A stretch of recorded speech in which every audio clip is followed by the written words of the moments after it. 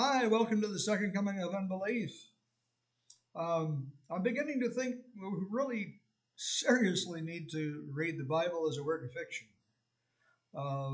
As I understand it, the Pentateuch and actually the entire historical section of the Old Testament reads like a cut and paste job. Okay? As I understand it, there were several manuscripts of this piece and that piece and this story and that story, and some people got together and cut and pasted the stories together in an order that made sense to them. So let me just ask a couple questions. If Adam and Eve are the only people on earth, Adam, Eve, Cain, and Abel, um, and then Cain kills Abel, and God curses him. And Genesis 4:14, I'll be a restless wanderer on earth, and whoever finds me will kill me. Who exactly is this whoever? I thought Adam and Eve, Cain and Abel were the only ones on earth. Or is it possible that we weren't taught the correct way to read the story?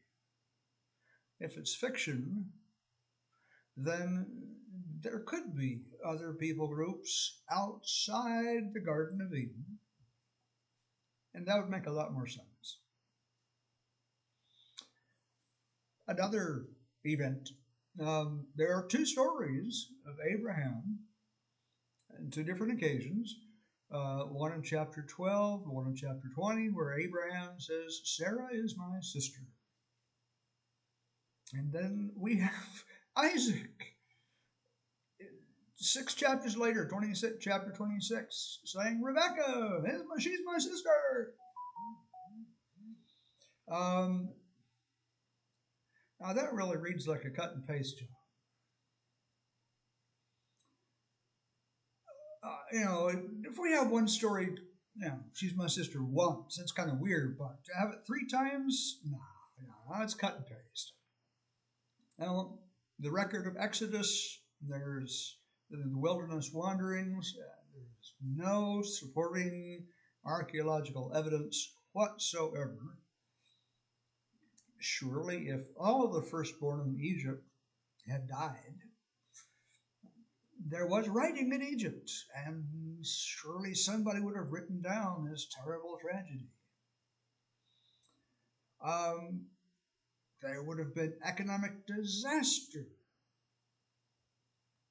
All the livestock are dead. All the grain crops have been eaten by locusts or torn apart by hail.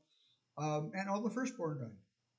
And then 600,000 men, plus women and children, left. Egypt would have been devastated economically, and surely they would have written something about that, and they didn't.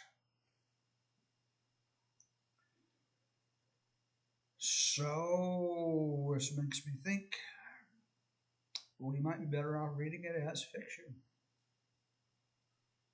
And again, here's another example of a cut and paste job.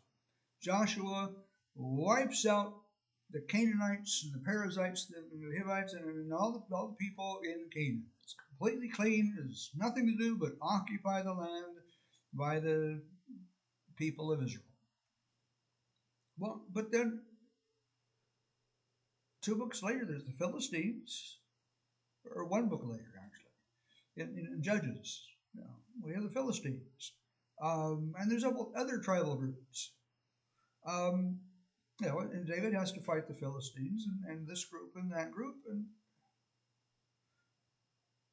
I don't have an answer other than it's a cut and paste job. Okay.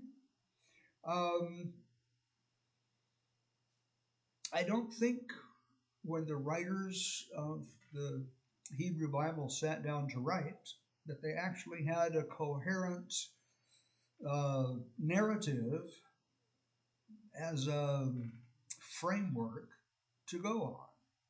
They just picked up all the oral traditions and the manuscripts and cut and pasted them however seemed right at the time.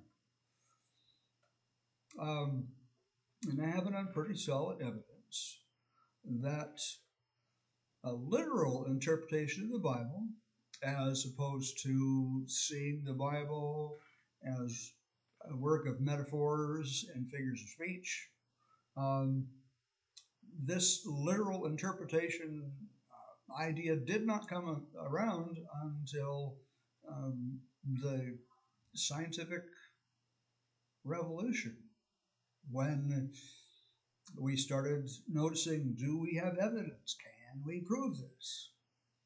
And the Bible started to fall apart. And for some people, not having a God is, at least in their mind, worse than worshiping a fictional God who wrote a fictional book. And that's my ramblings for today. Please hit like and subscribe, and I will see you next time on Second Coming of Unbelief. Thanks for watching.